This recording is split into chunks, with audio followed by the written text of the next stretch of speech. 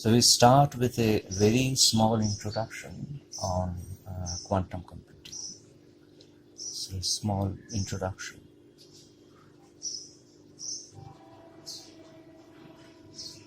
To quantum computing.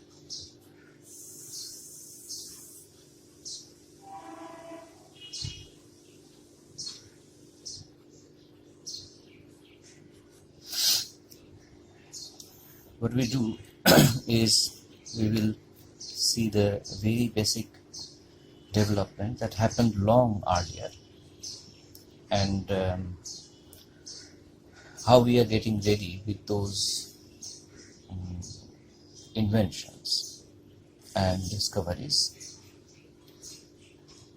to deal with the present day quantum computers. Now, we had been studying the fundamental physical nature of information. Okay. The fundamental physical nature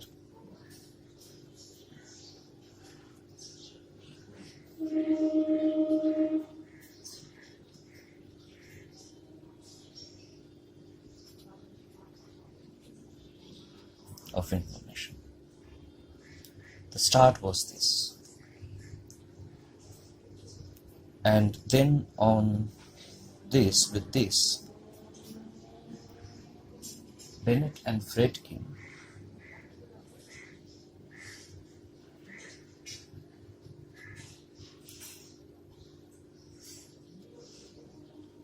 they introduced the ideas of reversible computation.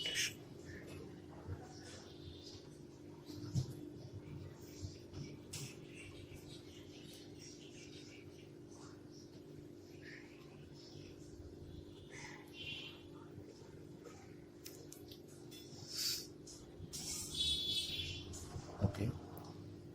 These were pondered by Benioff, Feynman, and they suggested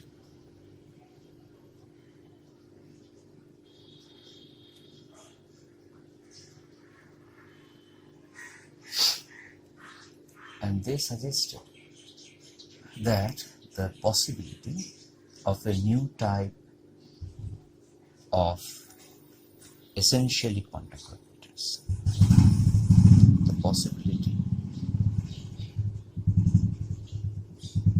of quantum computers.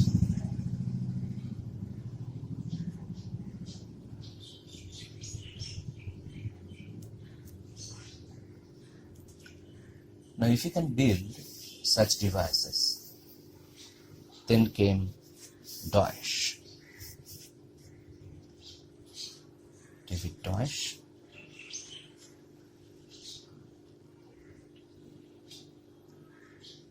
No, it's D-U-D-S-C-H.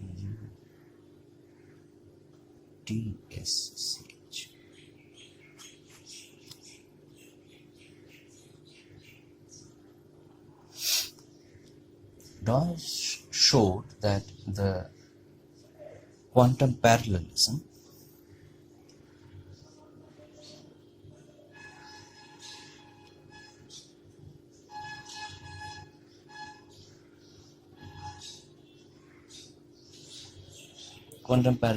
is a very interesting topic, and we will discuss this in details.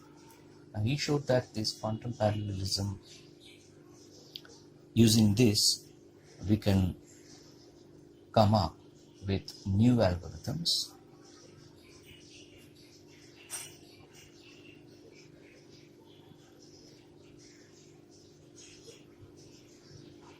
and new type of complexity classes.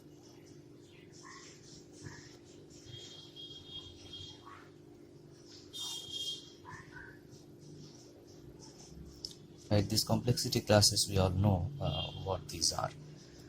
These are this P, NP, NP hard, NP complete, and that kind of thing. So we will discuss those as well.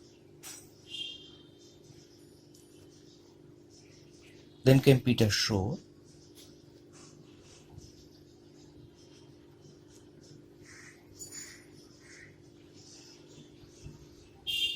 and Peter Shor used the quantum algorithm for factorization. Okay. He used quantum algorithm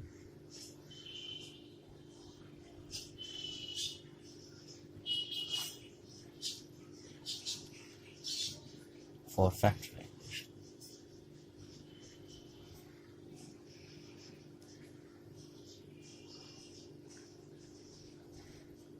And he showed that this algorithm for factorization is polynomial in time.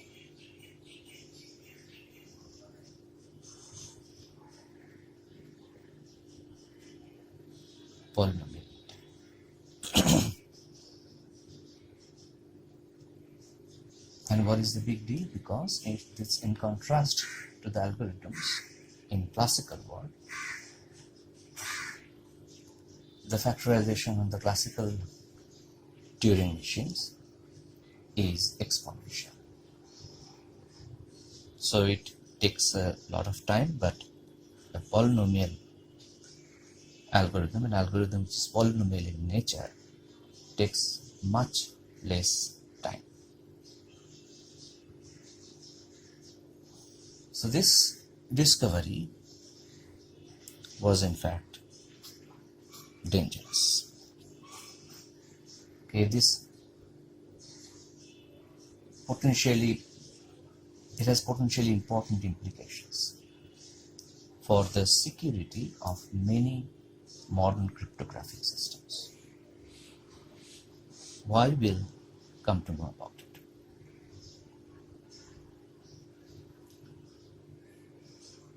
Then what happened is that the very fundamentals of the quantum computing are introduced. The fundamentals of quantum computing.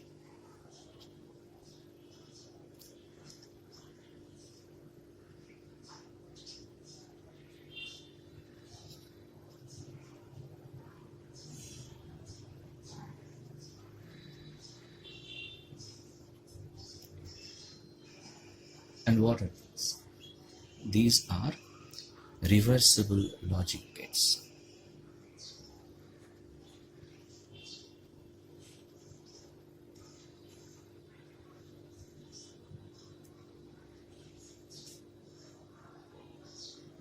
Qubits,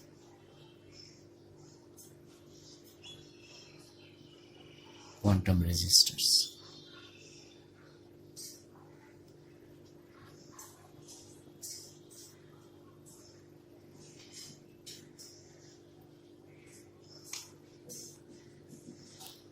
Okay, these are the fundamentals of quantum computing. These are introduced.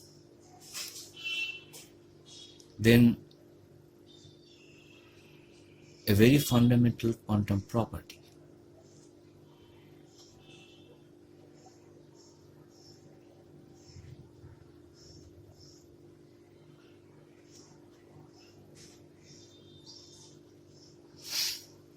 which is entanglement.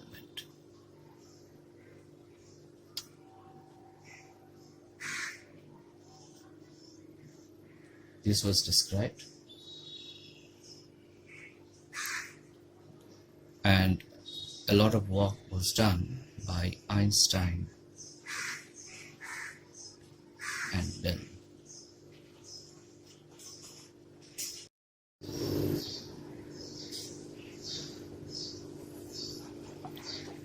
Then came Grover.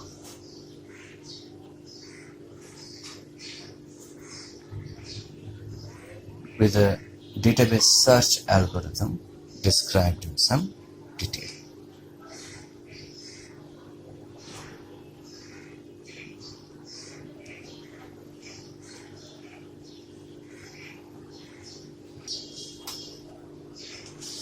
So all these things were done, and then came, okay, so now what we can do is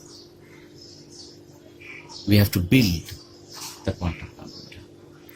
So we have the notions of logic gates. We have the notions of the qubits, quantum registers, we know about the properties of the entanglement, we have certain basic algorithms written. Now I have to try this out in what we call the experimental physicists. Okay. Those gets interested.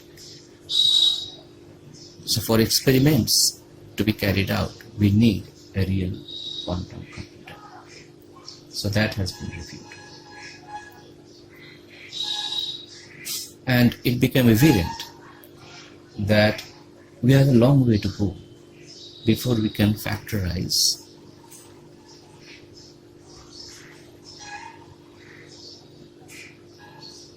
even very small numbers.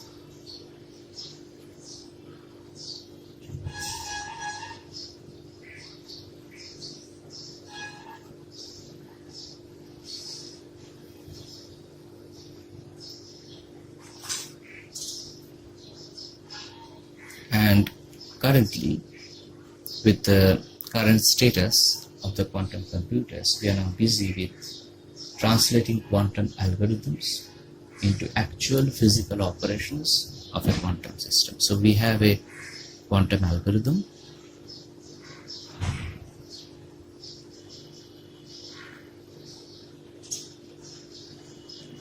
We translate that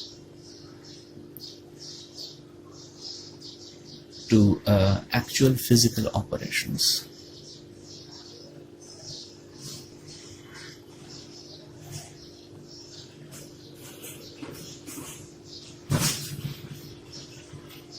On a quantum system.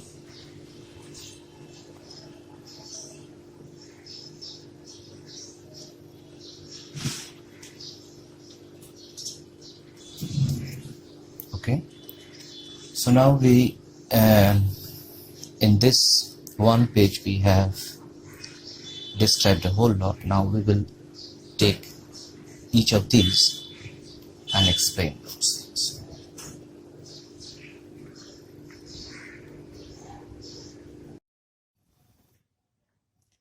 So now the fundamental basis of quantum computation is what we called Landauers observation.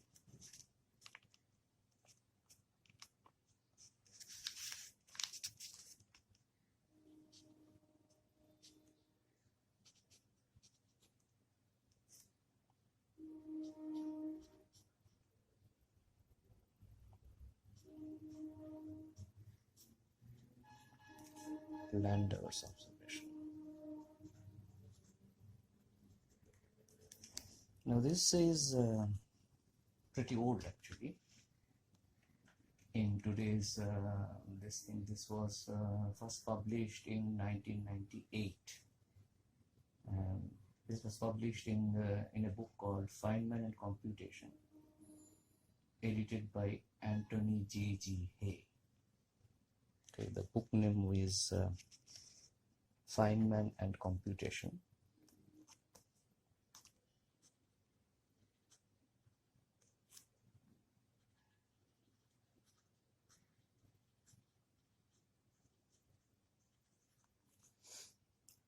Edited by Anthony Hay.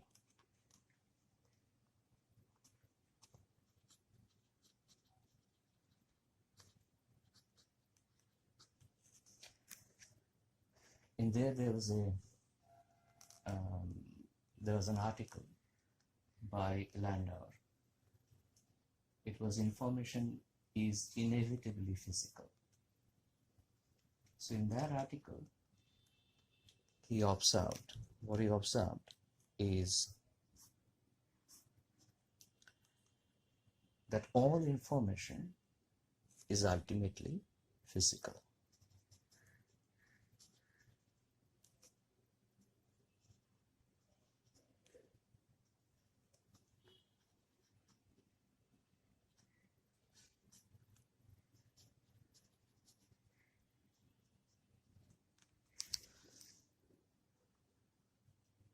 Right? So what is information? Information are like ones and zeros in classical computer.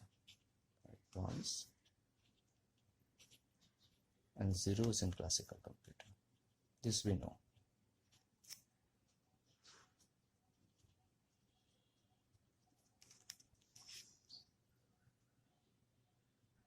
And these information that we see in classical computer, where it will be, it must inevitably be recorded by some physical system. So that physical system may be paper, it may be silicon, right? So that is the point. Now we know that all matter is composed of atoms, right? And atoms are composed with nuclei and electrons, and they have interactions among them. So what happens is that an atom, based on its environment, like temperature, pressure, etc., its energy changes, and we say that the atom is evolving. So that evolution is essentially a time evolution. So the evolution of an atom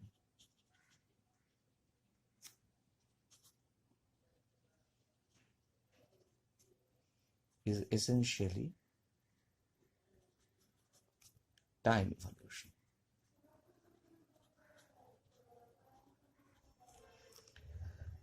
And atoms are comprising of nuclei and electrons and their interactions.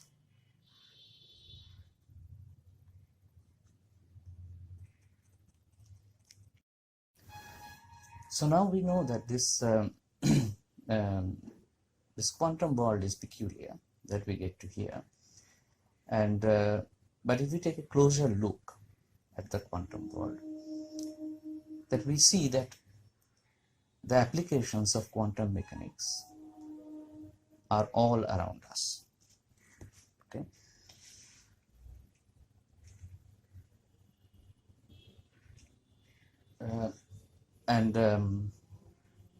Yeah, so now this existence of atoms,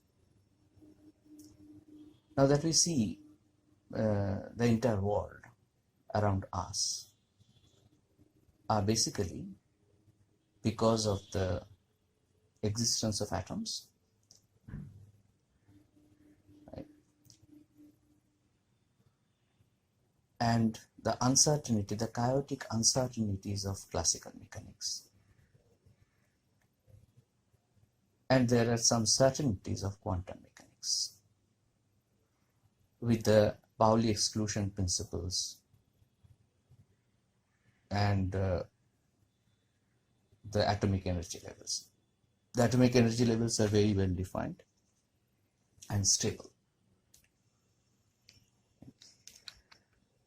So the first thing that we need in understanding the quantum computation is our quantum understanding of the solid states and the band theory of metals, insulators, semiconductors, and these things.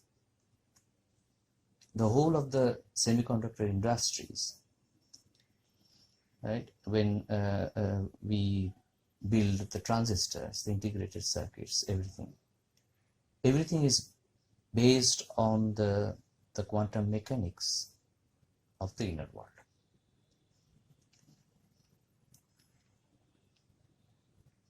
And the same thing can be said about quantum optics, lasers, and their applications. And there is huge industry around. You know that optical communications is very much a reality now. And we get to listen to music that's also based on the optical technology for the CDs. The films or movies that we see in today's world are all based on optical technologies. So all these things are having their basis in this quantum technology.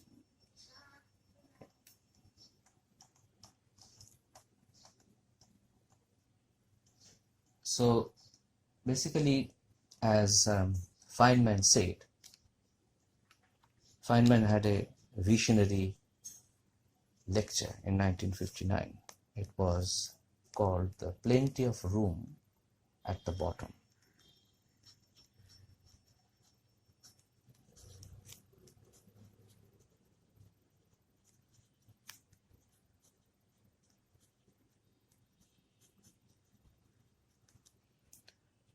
It was by Feynman,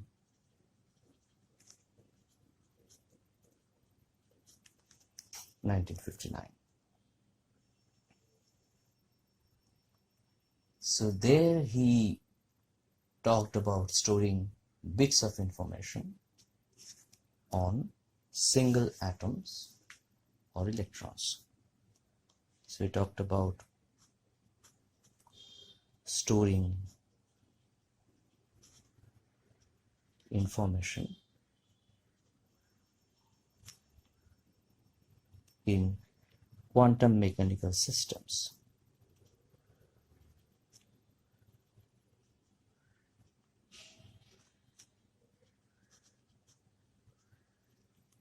So essentially atoms or electrons.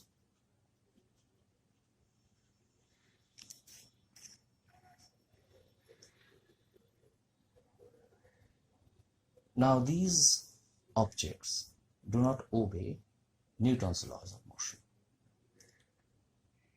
They evolve and interact according to Schrodinger's equation.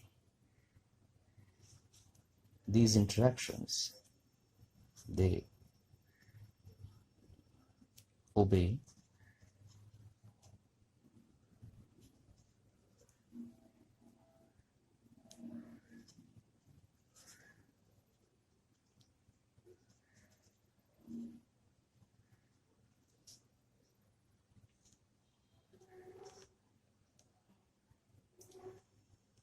and today we know that that even this is only suitable application, suitable approximation for everyday speeds and energies. So basically, this is an approximation of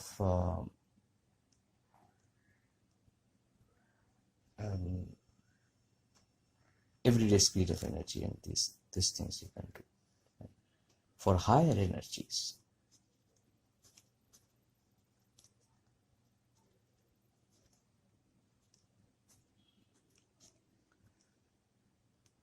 we revert to Dirac's equation and Einstein's relativity.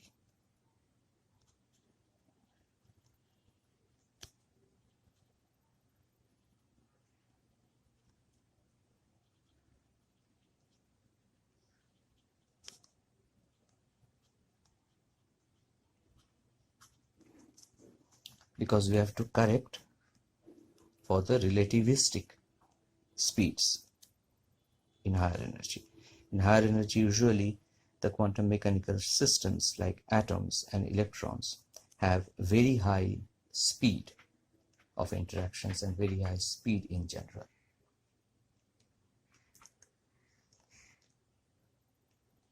So this relativity predicts the relativistic mass increase.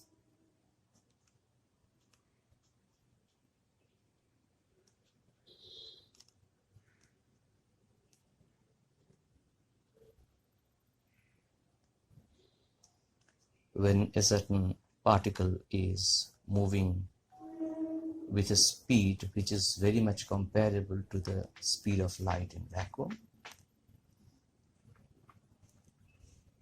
and also the particle-antiparticle creation.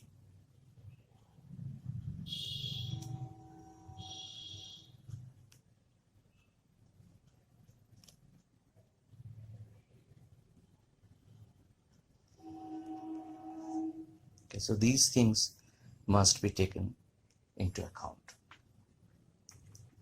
But for most of our everyday concerns, it is quite safe for us to ignore these complications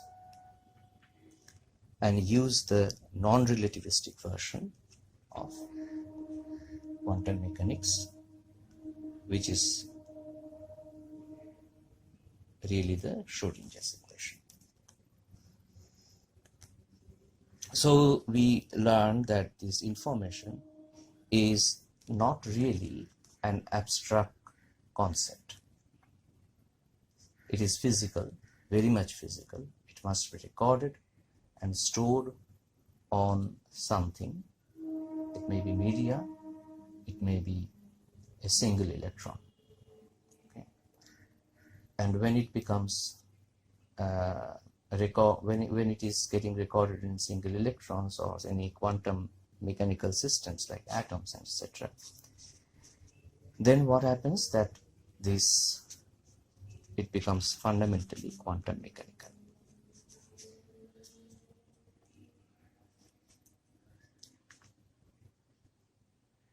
So we must therefore broaden our definition of information.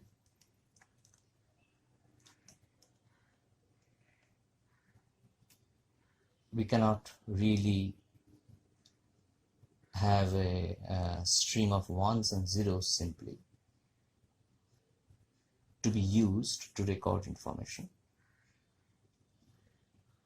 So we'll have to examine the consequences of the quantum nature of the medium. So this new field is known as the quantum information theory. When we are transcending from the classical information theory using just ones and zeros. So from classical computation and classical information theory, we transcend to quantum information theory.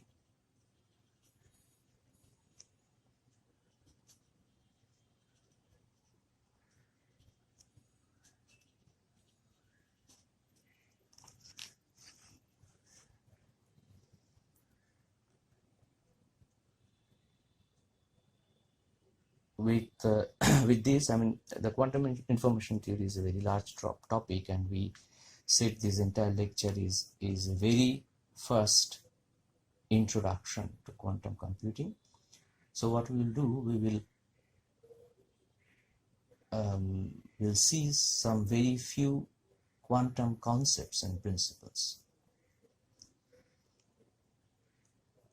Okay, and we also we previously said that the fundamental thing in quantum computing are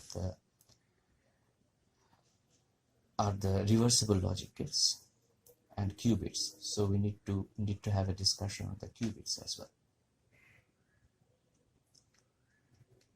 So this interesting thing is that we will discuss now is known as the reversible computing.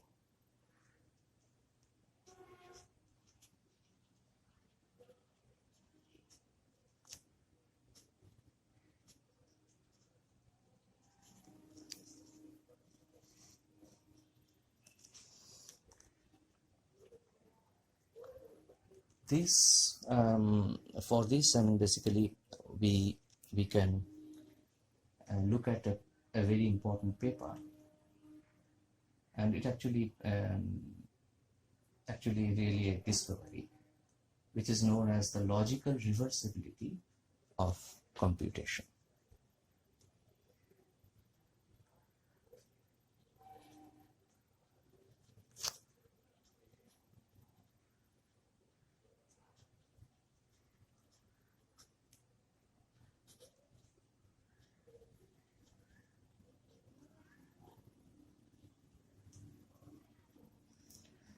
This discovery was done by C.H. Bennett. It was done in IBM in 1973.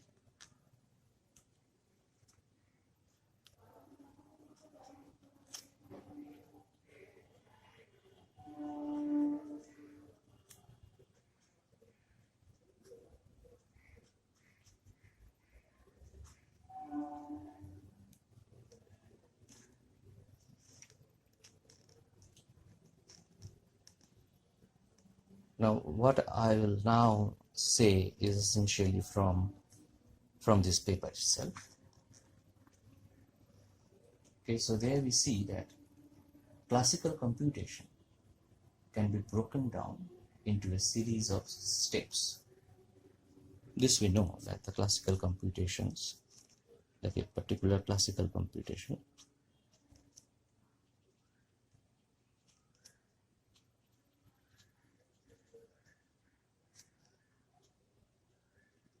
can be broken down into a series of steps. But the new thing now are that these steps are reversible.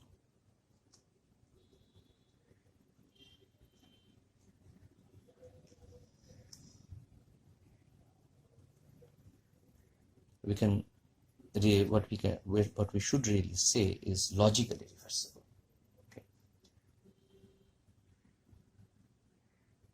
And this means that it allows physical reversibility of the computation. So these are logically reversible, and hence this allows physical reversibility of computation.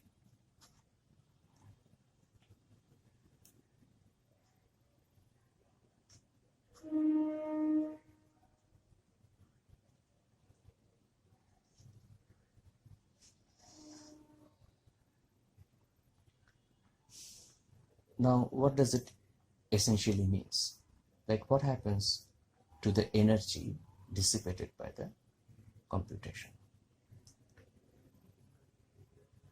We have seen that Rolf Landauer, he had earlier shown that when we are discarding information, like the information being physical, when we are discarding information means that we have to erase the information,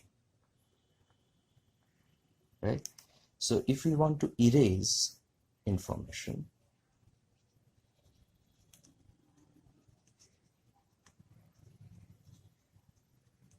or you can otherwise say discard information, when we do that, this incurs an unavoidable energy loss.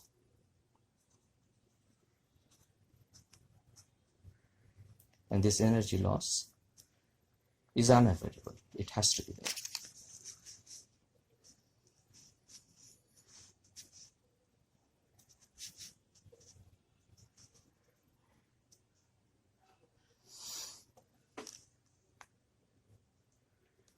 Okay. So this is known as the Landauers principle, and it is very central for our understanding of the problem of Maxwell's demon.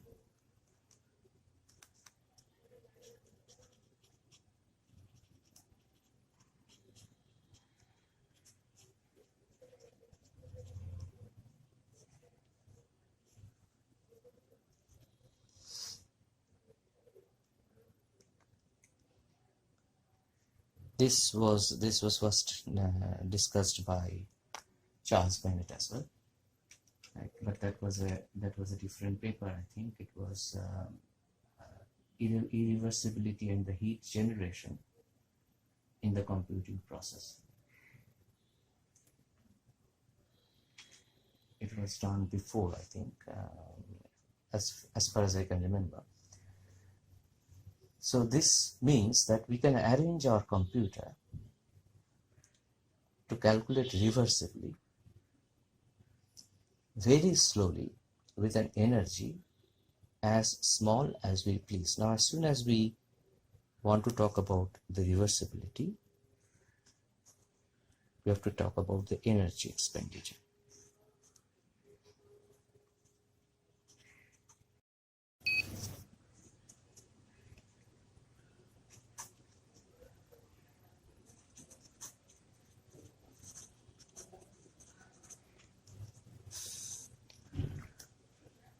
What Bennett showed that if we calculate very slowly, we can spend an energy as small as we please.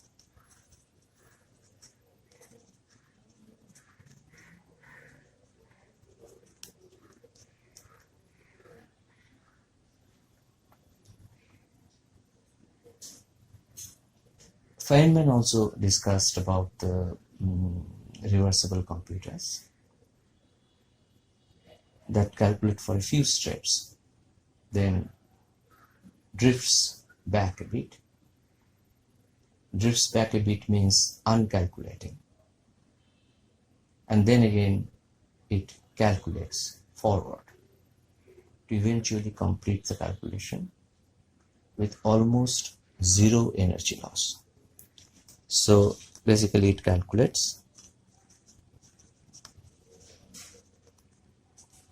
then performs a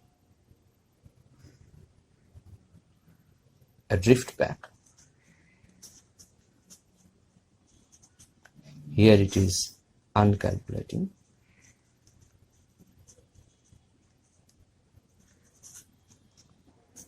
And then calculates forward again.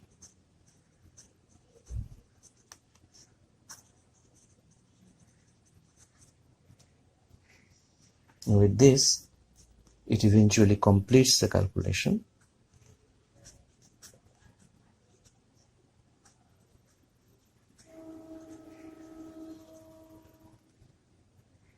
with zero energy loss.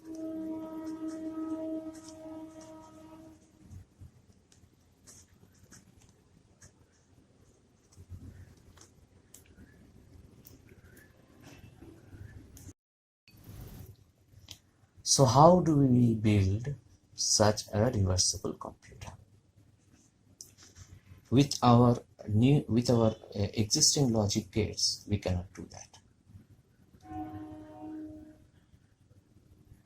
We need a new kind of logic gates so that from the output of the logic gate, so this is a new kind of logic gate, so that from the output of the logic gate we can reconstruct the input.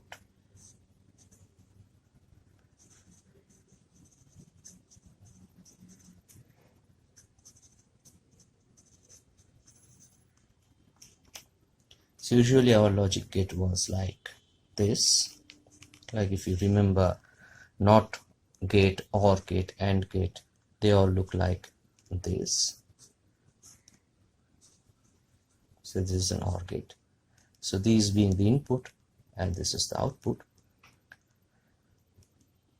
But this is not reversible because from this output we cannot get the input back. So we need a new kind of logic gate where from the output we can reconstruct the input. How we will see.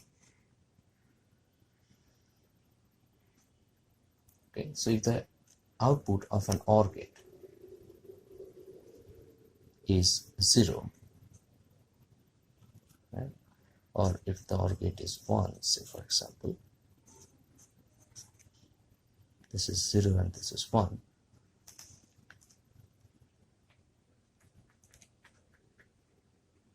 we do not know which one by looking at this, we do not know which one of these is 0 or 1, or if both of these are 1. So we cannot tell that. So this possibility of a reversible logic gate was first considered by Friedman and Toffoli. Friedman and Toffoli.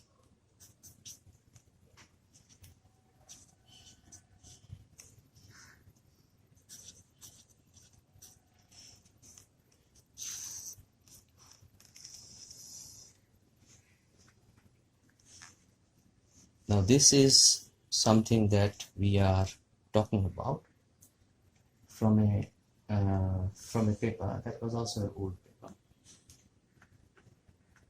It was done in 1982 and was published in the Theoretical Physics Journal.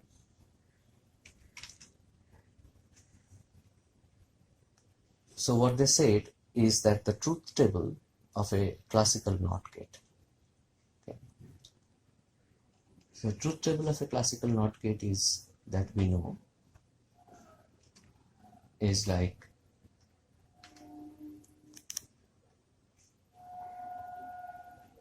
if the input is 0, then the output is 1. The input is 1, the output is 0. That is the truth table for a classical NOT gate.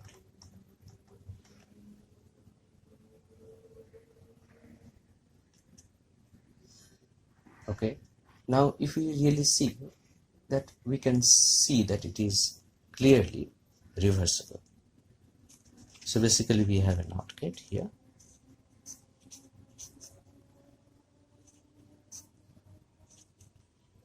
Here the input is 0 and the output is 1, and the input is 1 and the output is 0.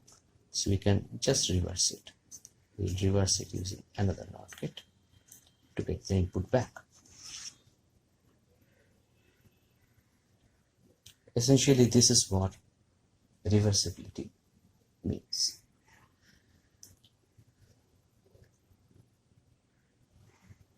So basically from the output, we can deduce the input. Now 2 NOT gates puts back to back brings us the input. Okay. So now if we say that we have a 2 input gate, right?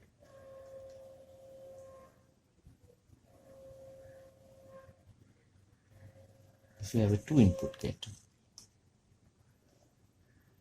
say A, input A and input B. This is the timeline of A.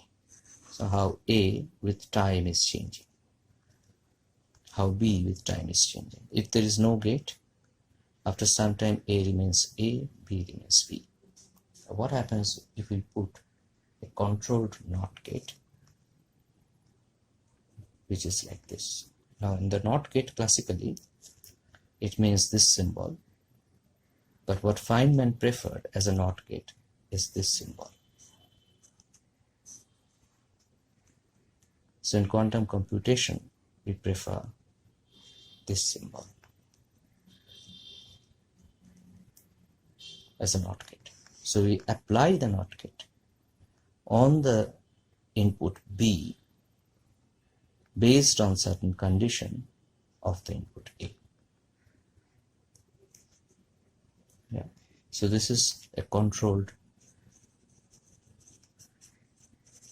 NOT gate, or we write it as CN.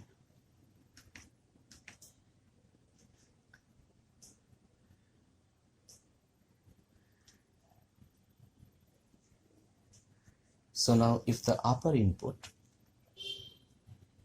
A is 0, so we can write the truth table of this controlled NOT gate, the truth table of Cn, which will be A and B and the output. So if A is 0, then B, the NOT gate doesn't get applied. Okay, so if B is 0, then the output is 0. If B is 1, the output is 1. But if A is 1, then whatever B is, the controlled NOT gate, the NOT gate gets applied on B, and this becomes 1, and this 0, this is 1, and if this is 1, this will become 0.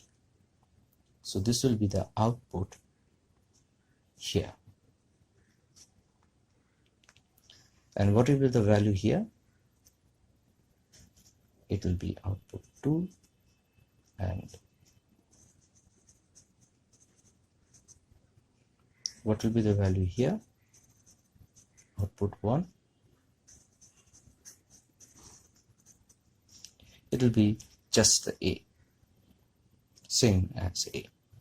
So it will be 0, 0, 1 and 1.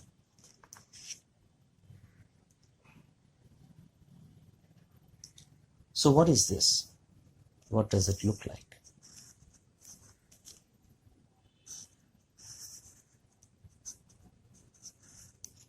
This is essentially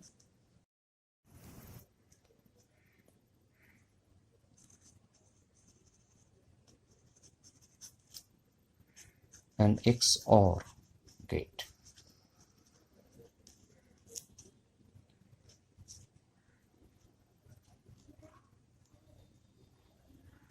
Right? But it is more than just an XOR gate, since we retain information about the control bit in the form of output 1. So this is the general feature of the reversible gates. So what is the price for reversibility? The price for reversibility is that now we have to carry forward the extra bits of information. We are not discarding any information. So here what was happening, we were discarding the information, and discarding information has costs. So here we are not discarding the information. So such a gate in principle is more energy efficient than a classical XOR gate. Okay, so that is the idea.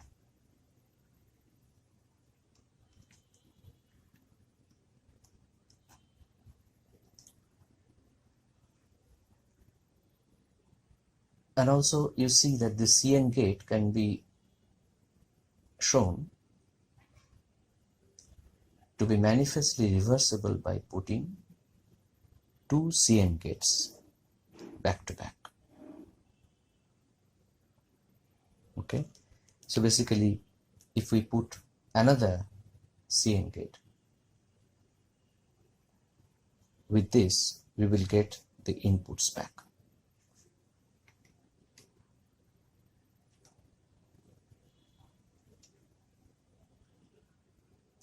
So how do we do that? Say for example, we put another CN gate here, so which is AB, and we put one CN gate here,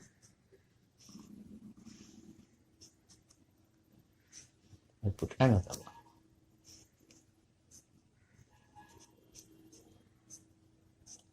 We know the truth table at this point.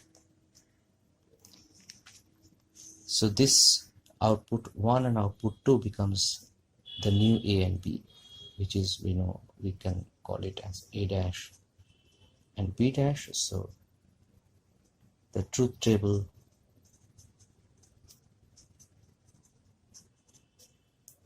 for two CN gates back to back is this A dash and B dash.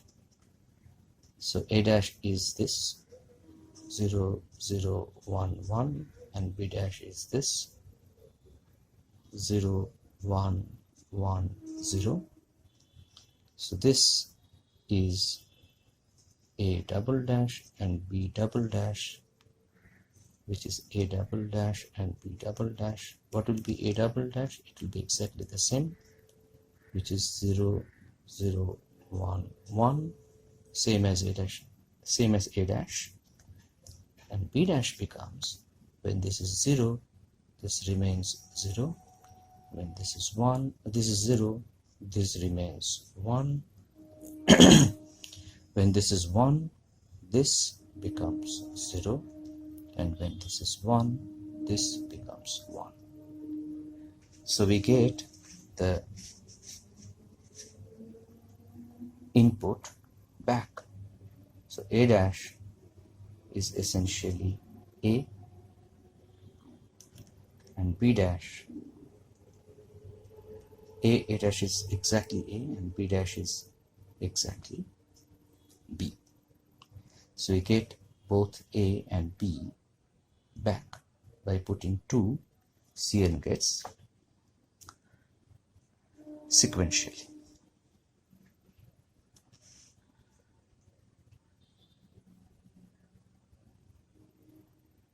Okay, so essentially any logical operation can be built from one of the several complete sets of classical logic gates. Like, what are the classical logic gates? Usually it is not AND, OR, XOR, and NAND, but mostly we use AND. Okay, and similarly, we can also show that there are complete sets of reversible gates. So there are complete set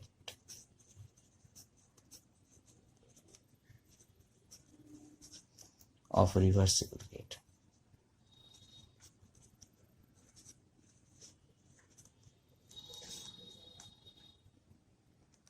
Right? That allow us to perform any logic operation. So we need more than CN gates, of course. And we, for say for example 3 inputs, we use something like this: A, B, and C.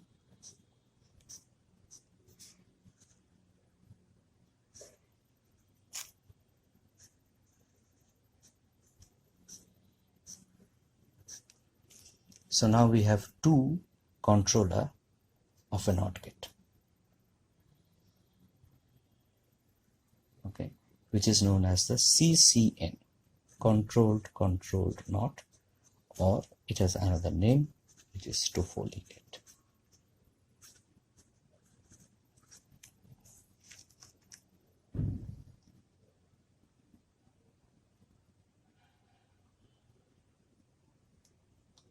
We have more complicated, like Friedman exchange gate.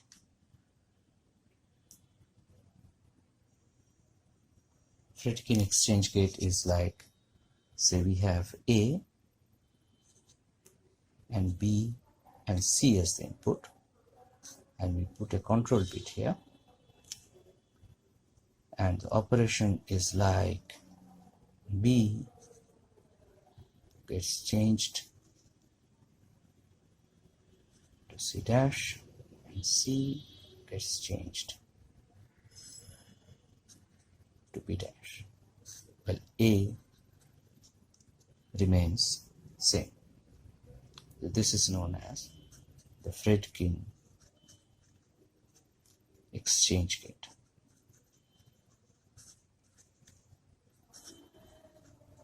Which has also another name, which is known as the swap.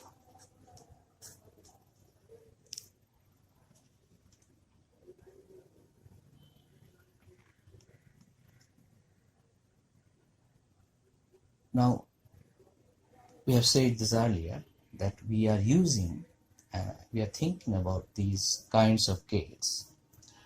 Why?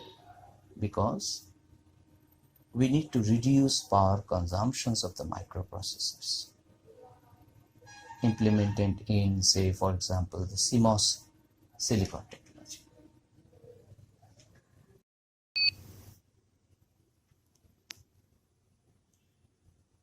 Now, at present, say, for example, in Intel Pentium, if you discard, say, per flop,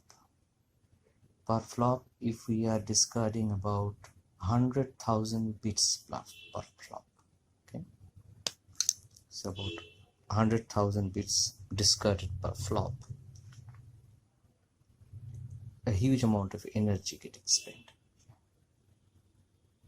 So each And how do we calculate that? That each of the one bit discarded, it means that there is a minimum Landauer energy loss. So this one multiplied by 100,000 bits will be the energy loss per flop in the Intel Pentium processor. So in our case, the laws of quantum physics are reversible in time. That means this guarantees that the probability is conserved as the state evolves with time. So that means the Schrodinger time evolution operator, what it does, it it gives us the how a particular state of a quantum system is getting changed over time. And this evolution operator is unitary operator. Unitary operator means that the U conjugate times the same operator gives us an identity operator. Okay. So this is a unitary operator, so it preserves the norm of the quantum mechanical states.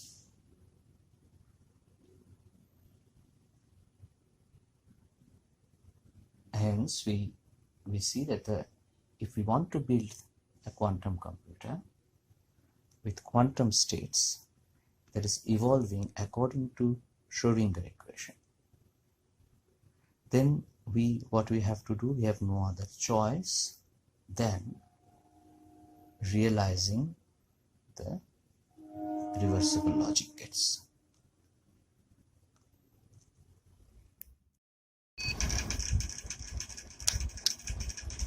Now we will talk about quantum complexity.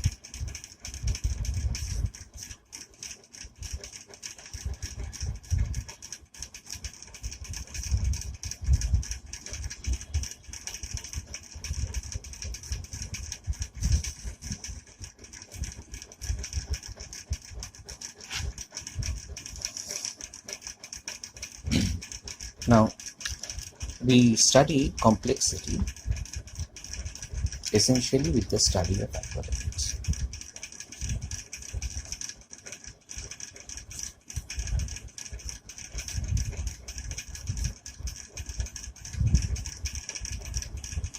Now we know that these Turing machines,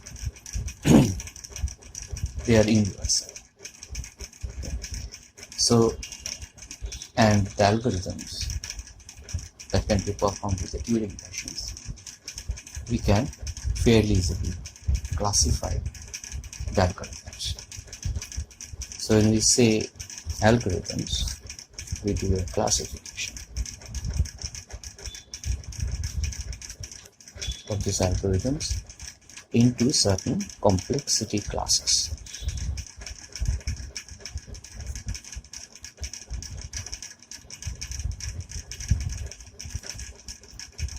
Say the multiplication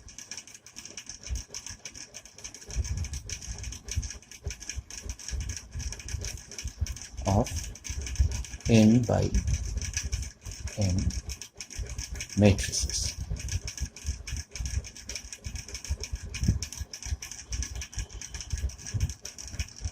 This requires an operation count, that grows like, so the operation count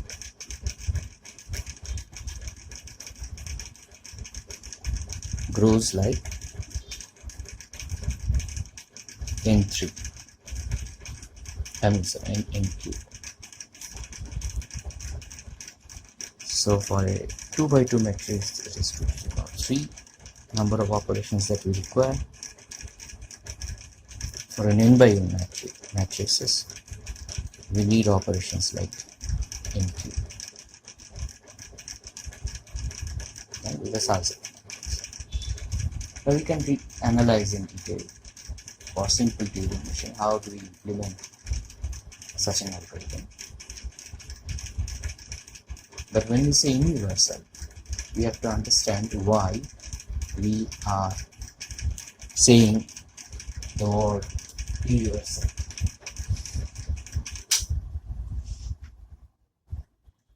To understand the word universality is very important. What do we mean by that?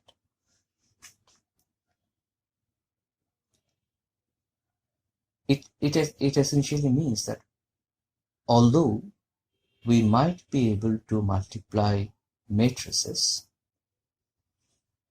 somewhat faster than on a Turing machine, okay, we cannot change from an n-cube growth of operation. No matter what chip you use, or say special purpose matrix multiply hardware you choose to use. So you cannot move faster from this growth in Q. That's what universality means. So if an algorithm says that this is a complexity class of so and so, and it means that you need number of operations like this, you cannot grow any faster than this by implementing any sort of chips or hardware. Okay, so that's why it is very important to classify the algorithms, because it tells us that how fast we can perform that operation, right? So the execution time that we talk about, execution time and resources that grow polynomially with the problem size. So here is the problem size.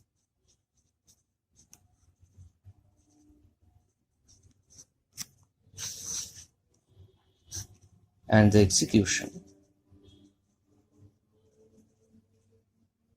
using some algorithms or a series of algorithms, it grows polynomially.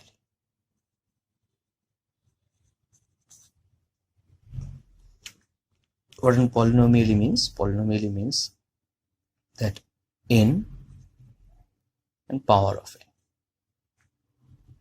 any combination of power of n.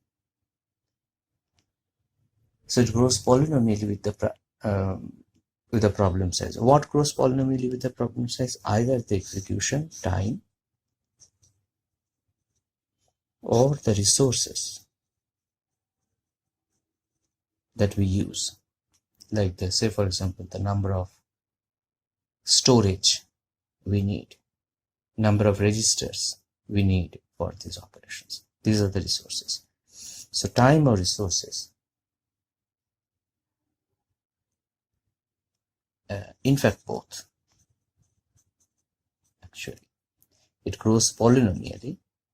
Then we say these kind of problems are tractable.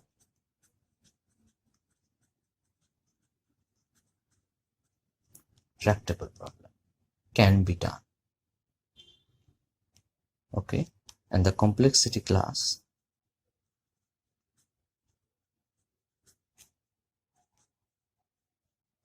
is P.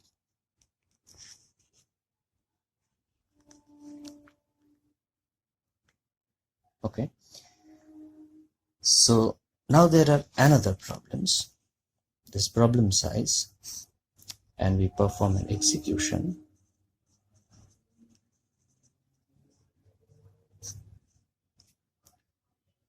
Right? We see that the time and resources that we need grows exponentially.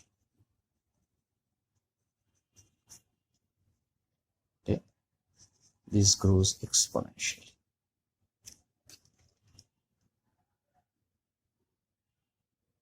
So such problems, we term these problems are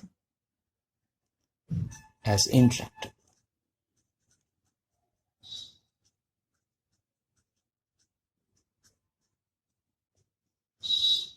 And exponentially means that with something to the power n.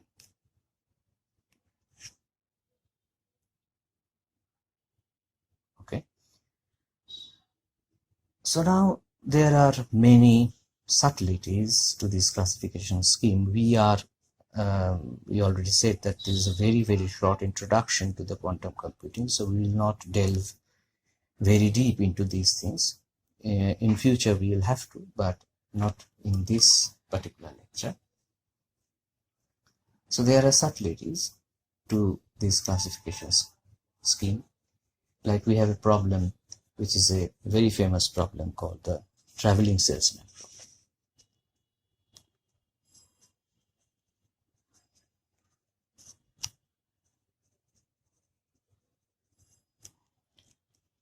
Traveling salesman problem.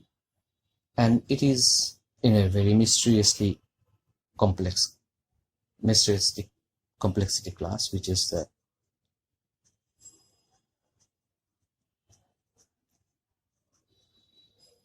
is NP.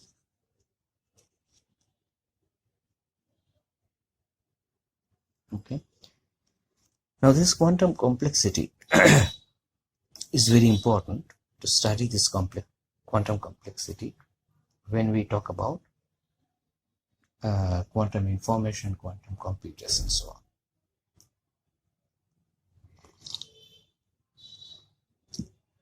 In 1985,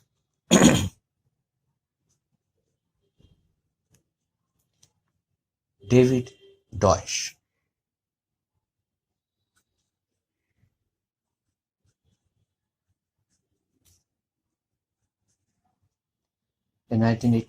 this David Deutsch, he discovered, or he pointed out, that since a quantum computer is not a Turing machine,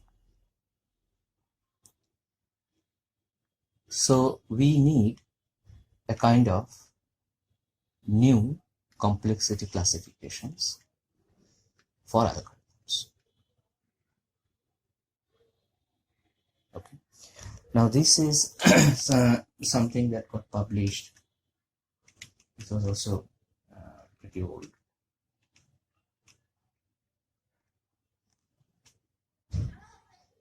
It was also published, I think it's a proceeding on Royal Society. That we will see in this series of lectures later on, that this quantum computers, it works with a coherent superposition of quantum states. Now what this coherent superposition of quantum states will come to it very soon. So now there are two states. So for example, S1 and S2, and there is a coherent superposition of this.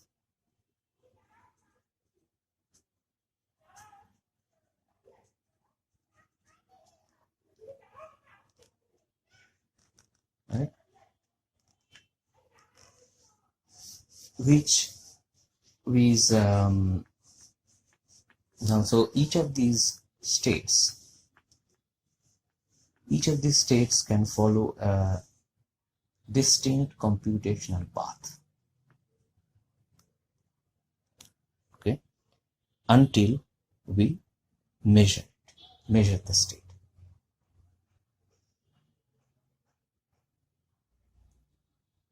So for at least for some problems,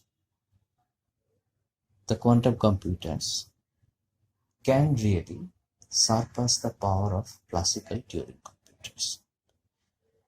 So in the Turing computers, especially when a problem like this traveling salesman, which is NP, grows exponentially. Some of this problem, not all, for some of this problem, quantum computer can surpass the power of classical computers.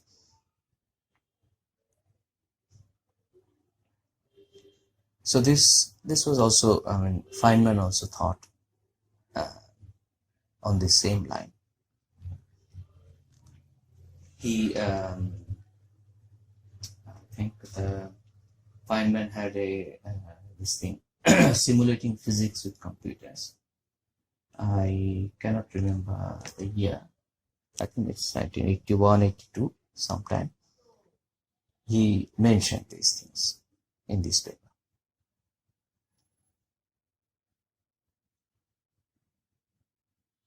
Then what happened is, David Dweck pointed out these things, but about 1994, what happened is Peter Shor discovered the new quantum algorithm for factorizing large numbers.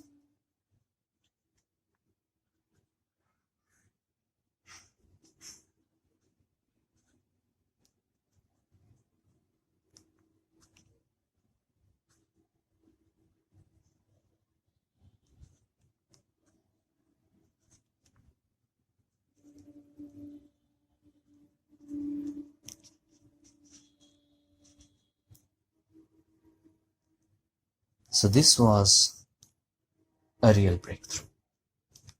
And then this subject is exploded.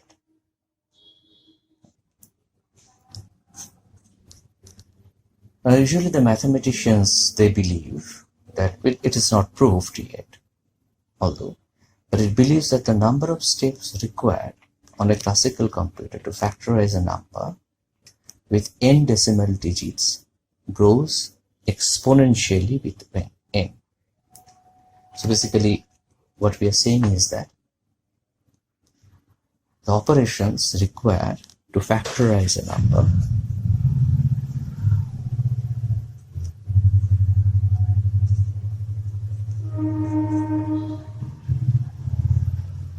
with n decimal digits.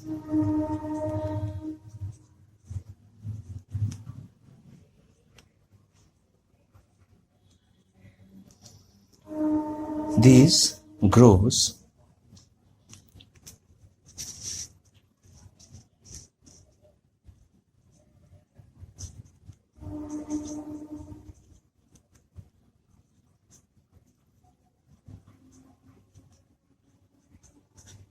exponentially with n.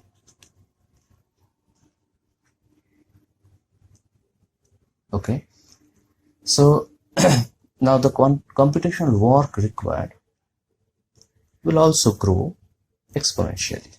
The time, the resources, they will also grow very rapidly. Hence, the very large number, to factorize them, is very, very difficult. And why we are bothering about this? Because factorizing large numbers is the basis of RSA encryption method.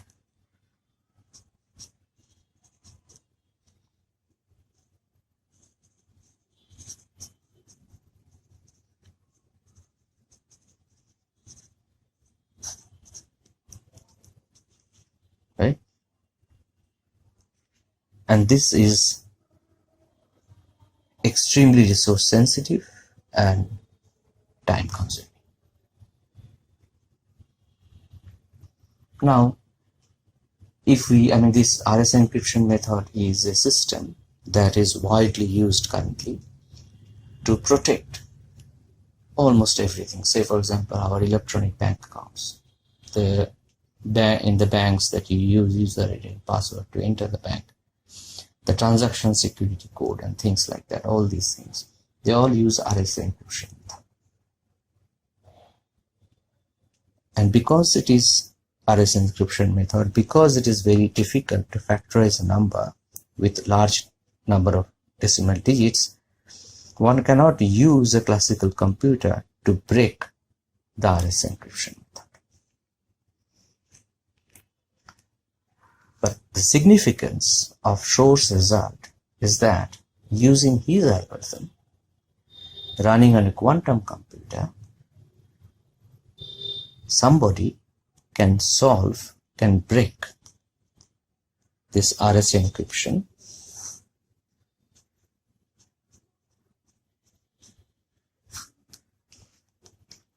in polynomial time.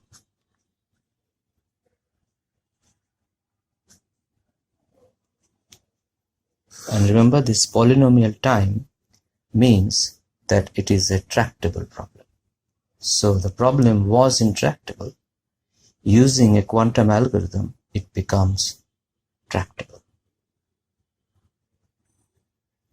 So that means that the RSA cryptographic system, illustrated by the time required to factor, say, 129-digit number,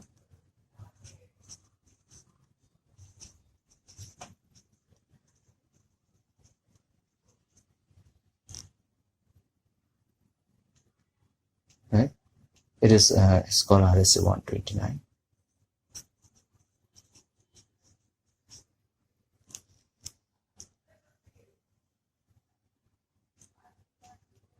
So it needs about 5,000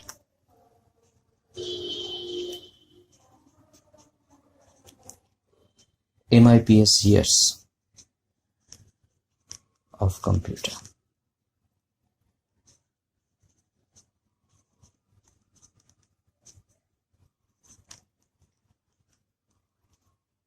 Computer time to factorize into its 64 and 65 bit prime factors.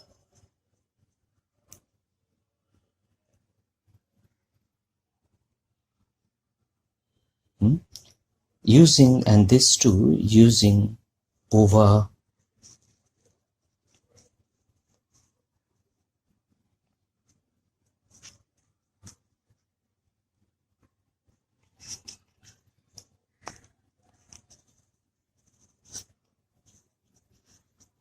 over 1,000 workstations.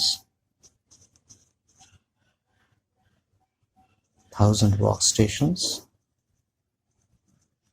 over a period of 8 months. At this much time it will take to break an RSA 129-digit encryption.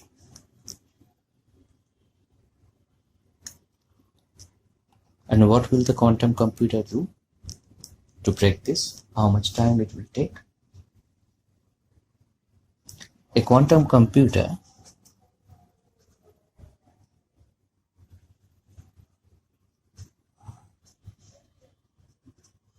with 100 megahertz clock speed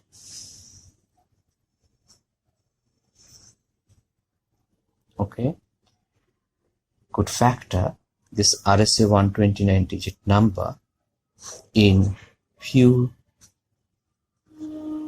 seconds.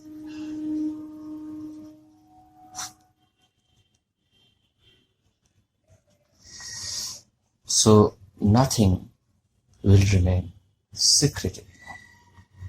So the various government agencies, financial sectors around the world,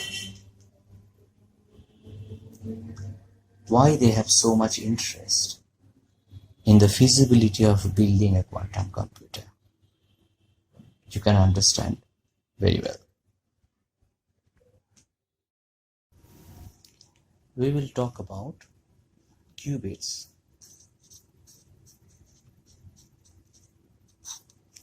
and quantum gates.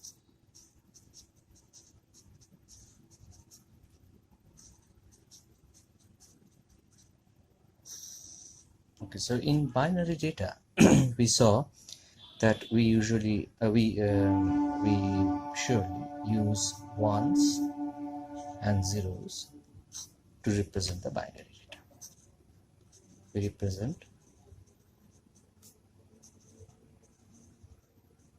binary data.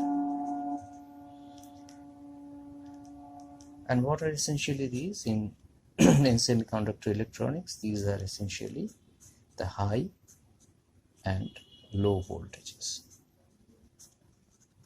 That's all.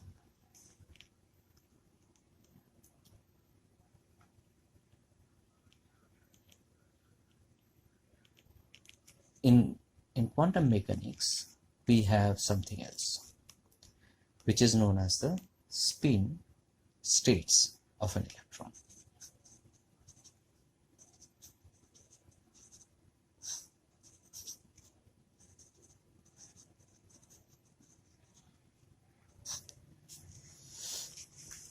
In real quantum computers, there are several mechanisms with which we achieve quantum states. But for the time being, we can consider as the spin states of an electron. And these spin states are up and down. And we represent the up as the quantum state 1 and the down as the quantum states 0. These notations are very special in quantum mechanics. These are known as the Dirac-Kit notation, or simply kits. This essentially represents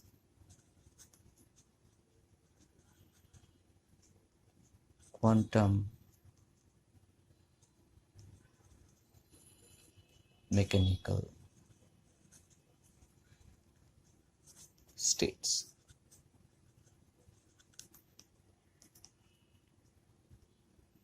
We can also do the same thing using polarization states of light, of a photon.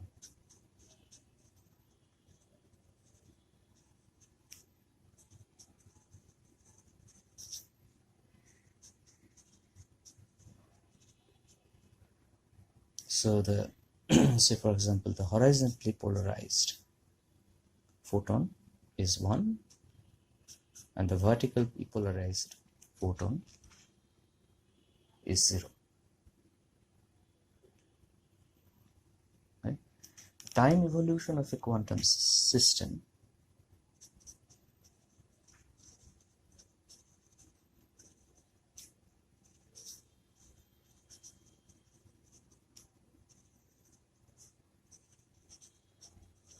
by this we means what will happen to a state 1 after some time t.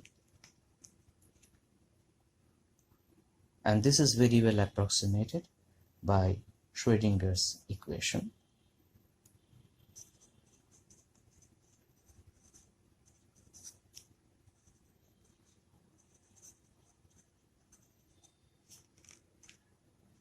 Right. In a coordinate space representation,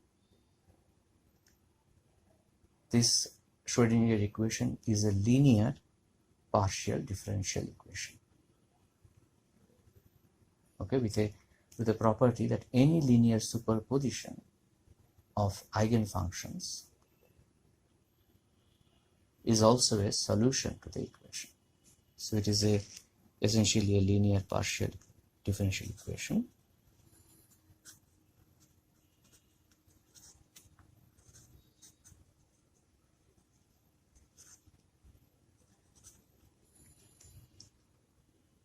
Which essentially says, which has a property basically, is that any linear superposition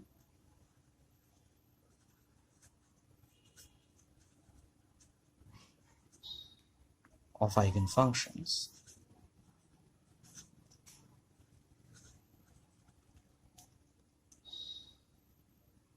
this is also a solution to the partial differential equation. Now this particular superposition property of quantum mechanics means that we can define any general state psi, which is a psi ket or ket psi. It's a general state. We can represent this as a superposition of 1 and 0.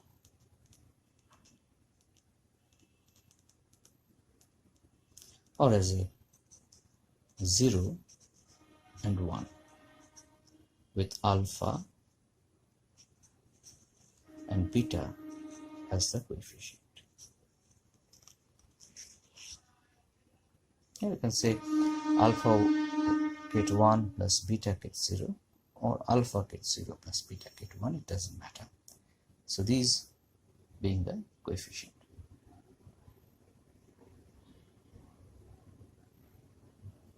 Now this one thing we have to mention, that this is a two-state quantum system. Like when we measure the state, we can obtain the value only 0 or 1 and nothing else. That's what a two-state quantum system means.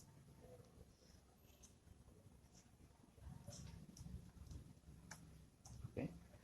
So according to the standard interpretation of quantum mechanics, any measurement, like when we measure the spin or we measure the polarization, any measurement made on this state will always yield one of the two eigenvalues. Right? With no way of knowing which one we will get. Now, if we prepare an ensemble of identical systems, all these systems are identical two-state quantum systems, an ensemble, then quantum mechanics tells us, okay, that what you will observe is result 1 for this. You will observe result 1 with a probability alpha squared. So this is the probability. And you will obtain the result 0 with the probability beta squared. So these are the probabilities of obtaining the eigenstates.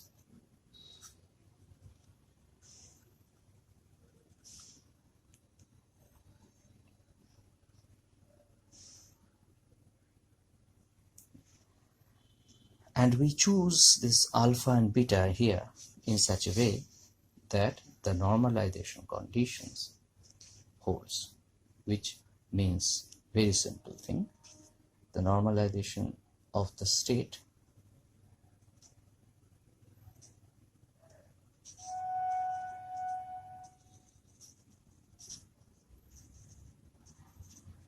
this guarantees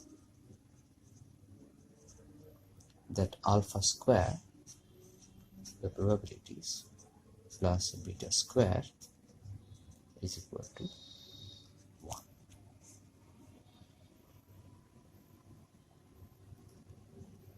And not only this psi, this normalization condition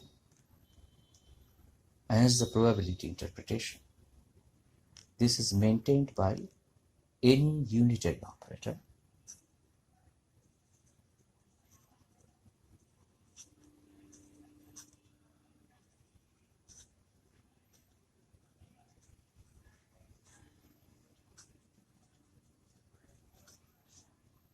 any unitary operator u.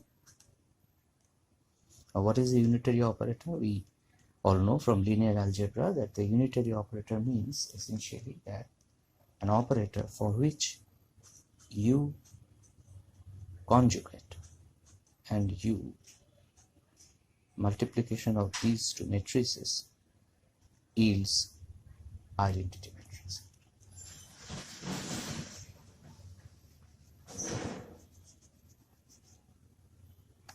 Okay. So now this two-state quantum system is an important thing in our discussion. We will keep discussing this two-state quantum system, not three-state or four-state. Now the unit of information in classical computer is known as bit. The bit is a unit of information in classical computer.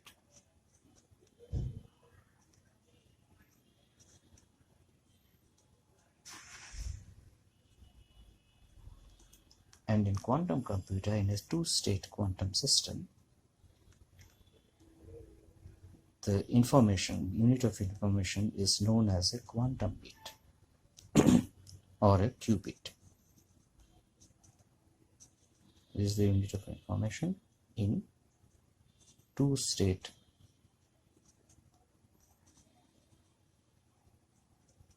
quantum computer.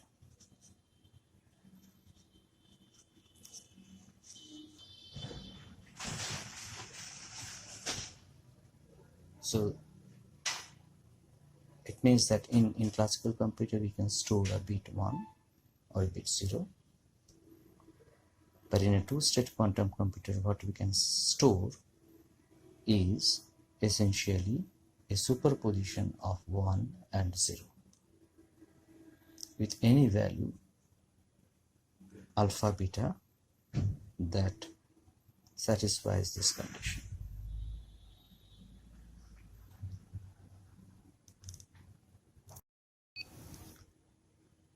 So we have been talking about the reversible gates, the classical reversible gates. Now we can define the quantum analogues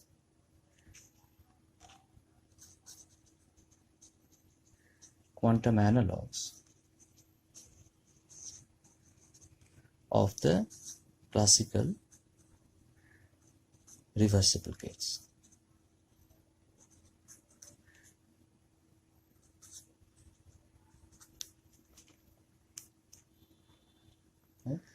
By means of what? By means of unitary operators.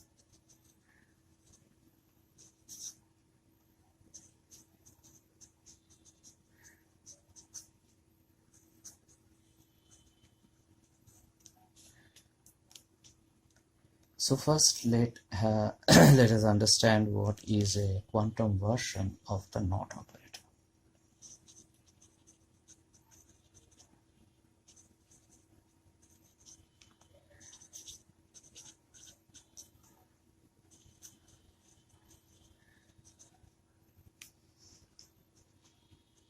What is that? That is, it is very simple. So it is a U, this is the operator. What it does, it takes a 0, gets 0, and it gives us gate 1. And that same operator takes a gate 1 and gives us a gate 0. So actually, to make it reversible, what it should do is that when the NOT operates on 0, it gives us a minus 1. And what is this minus thing?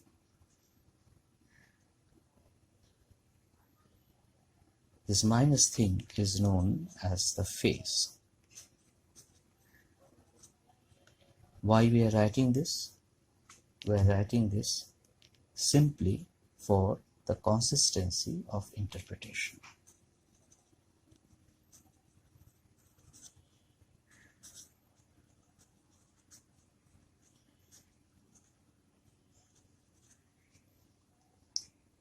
in terms of rotation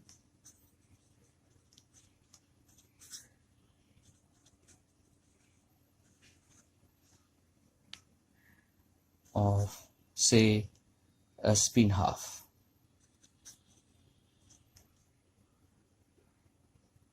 Spin half particle.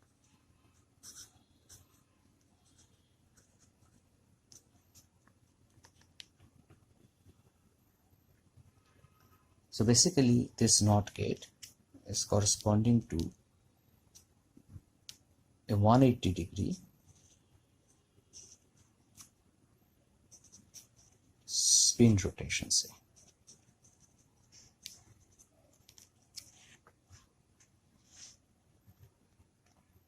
So an overall phase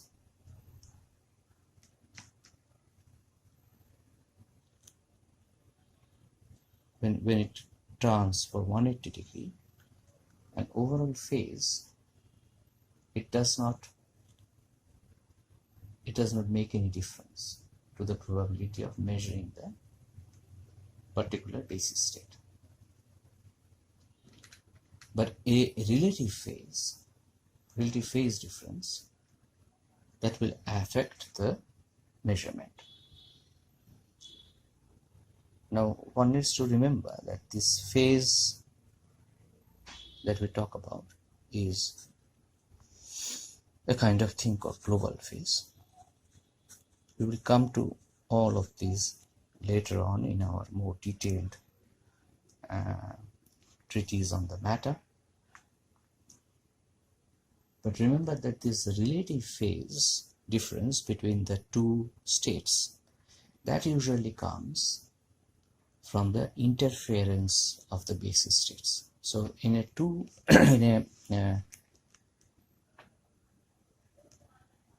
this two-state quantum system, 1 and 0, this gate 0 and gate 1 are known as the basis states. There can be various different basis states,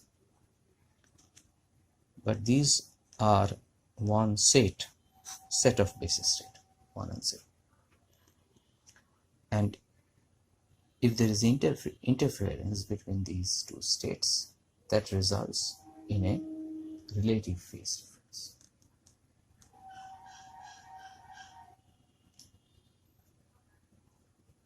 Okay, so now let us see that a possible quantum generalization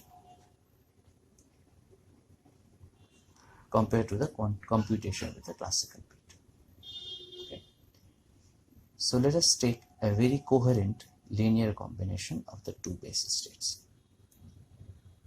What is that? A very coherent linear combination of the two basis states results in a gate psi, which is a state. It can be alpha 0 plus beta 1 or alpha 1 plus beta 0. And this can be, say, 1 plus 0, 1 by root 2.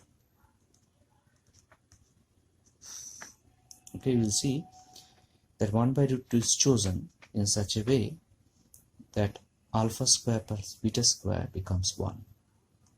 Okay, that's why we choose 1 by root 2. So alpha is 1 by root 2, beta is also 1 by root 2. And when a u0 operates on such a state, what we will get back? We will get back 1 by root 2, 1 will become minus 1, and 0 will become 0. So this will essentially be 0 minus 1.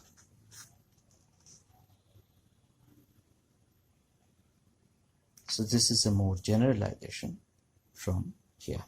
So what we'll have in general is a state that is a superposition of the two basis states. And this is an example of such a superposition. And that will happen to this superposition state superpositioned state when a U0 operator operates on such a state. Now what we can consider is that we can consider operations on qubits that has no classical analog. Right? So this is something Deutsch has introduced. What is it? It is called the square root of a NOT gate.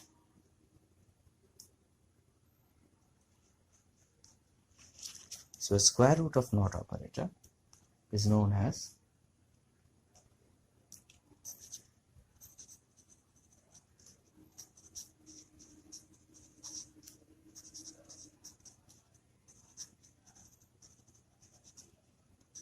is sudden. So we term the operator as a sudden. Okay, this is a square root of NOT.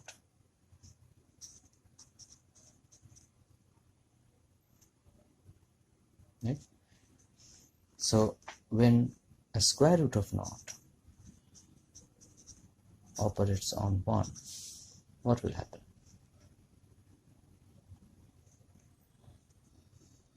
This will give us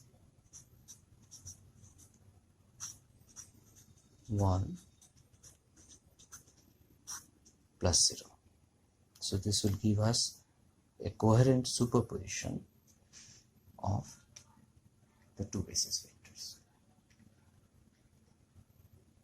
And what will happen when this USRN, the same operator, operates on 0? It will result in 1 by root 2 minus 1 plus 0. So what is happening physically?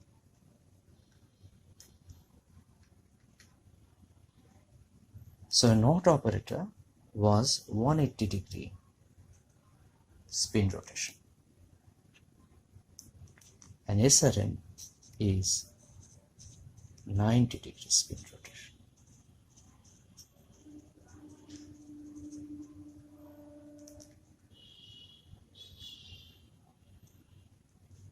So we're generalizing away from this specific spin rotation.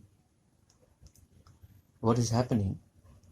It is a transformation that is taking the basis states, taking one basis states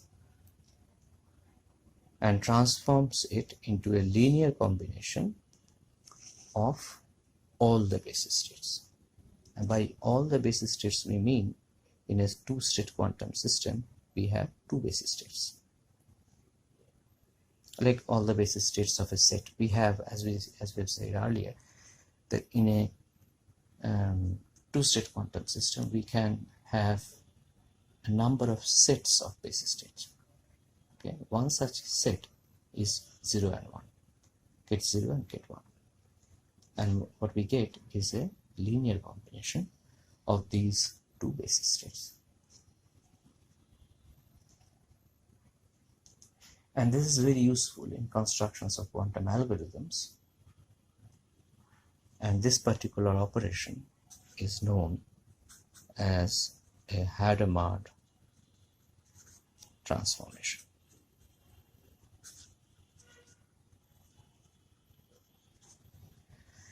So a NOT operation means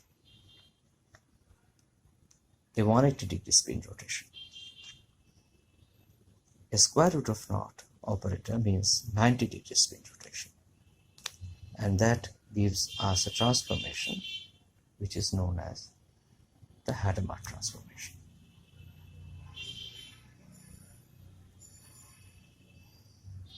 So we have considered a single electron system for storing a single qubit. Okay? A single electron system that stores a single qubit. Alright. So now we can consider a multi-particle system.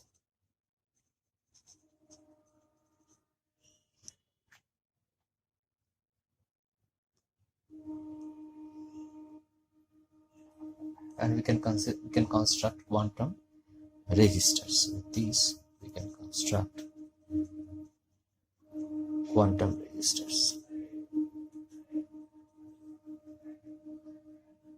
So now, how will a n-bit resistor will look like?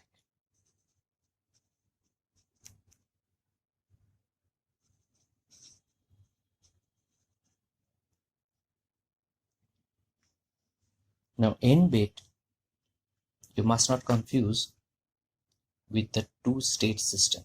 The system is still two-state system. Two-state system essentially means that it has many basis states, many set of basis vectors or basis states.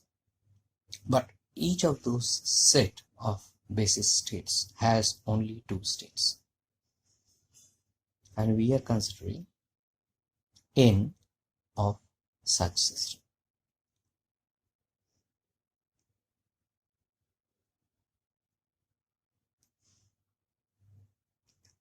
So a n-bit resistor will look like, we will represent it as a psi n, get psi n, and this will have get 1, tensor product with get 1, tensor product with get 1, and so on for n times. This we can shorten the notation, and it is equivalent to write like this.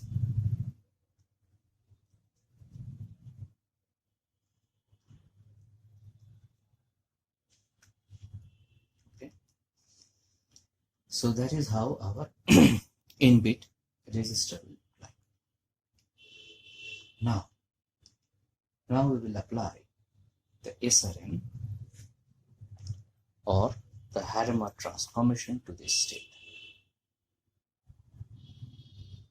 Okay, and with one state, if we apply Hadamard transformation, it gives me the superposition of one state. With n-bit resistor, we will have 2 to the power n states, and a Hadamard transformation will become a superposition of this 2 to the power n states. So one state transformation gives the superposition of the two states. Transformation of this psi n with n-bit resistor will give a superposition of this 2 to the power n states.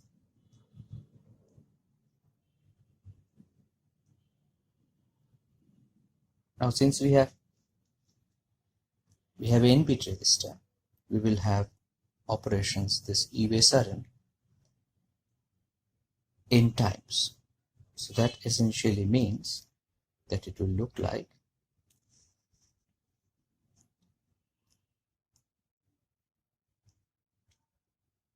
USRN, tensor product of USRN, tensor product and so on, tensor product of USRN n times on this state.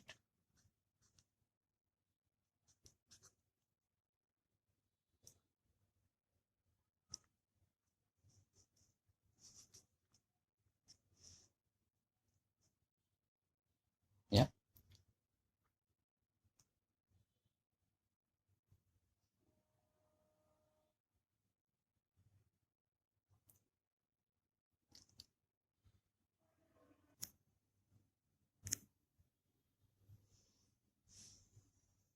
That means it is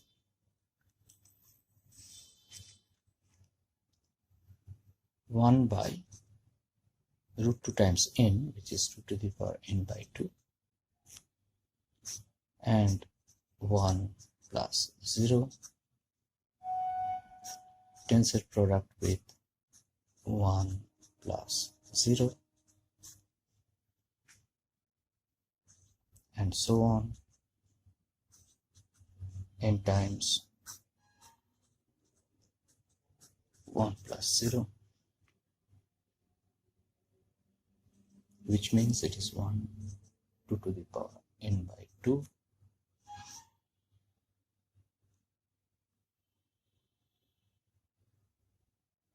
This will look like 1 1 this plus 1 1, last one is 0, and so on until we get all of them 0. So all the possible combinations of 1 and 0 will appear. So this is the superposition of all the 2 to the power n states, and we will get this one.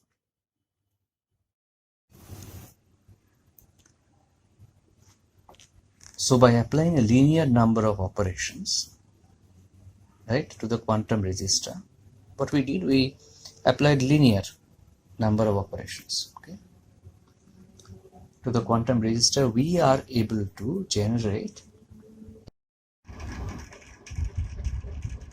a register state with an exponential, like 2 to the power n becomes the exponential number of terms.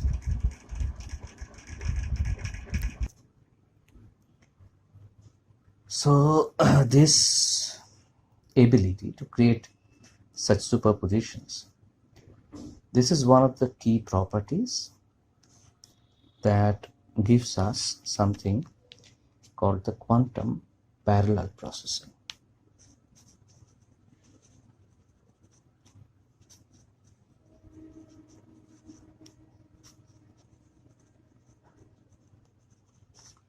And this is the primary, one of the primary power of quantum computing.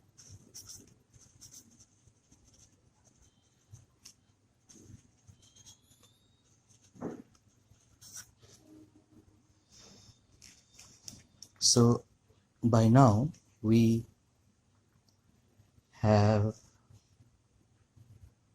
discussed the ingredients, the primary ingredients called like the logic gates,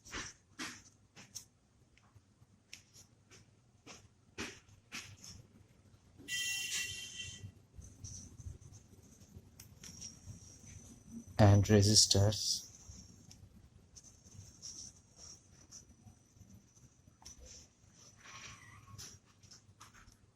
to construct a quantum computer. So neither reversible gates nor superpositions are specifically quantum mechanical, like this superposition. What is this? This is the vectors and their tensor products. Like vectors and tensor products happens in the classical world as well. So it is not particularly quantum mechanical. Superpositions, of course, is a vector superposition that we have studied in our vector algebra so many times, and in classical computer as well, like when you are pulling a weight using a force at an angle, there are superpositions of vectors, right? We can resolve the forces, and essentially these two forces are applied. So this superposition, and even the reversible gates that you saw, that it takes two inputs, it gives two outputs. It's nothing quantum mechanical. But the quantum algorithm derives their power from one intrinsically quantum phenomenon. So these are not quantum phenomena, but there is a particular quantum phenomenon which appears only in the quantum world. And that quantum phenomenon is also an essential ingredient that we have not talked about. It is known as entanglement.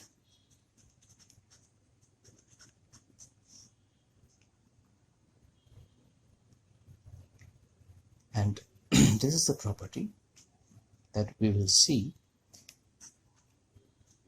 when more people by and large says that the quantum mechanics is weird. It comes out of this particular phenomenon.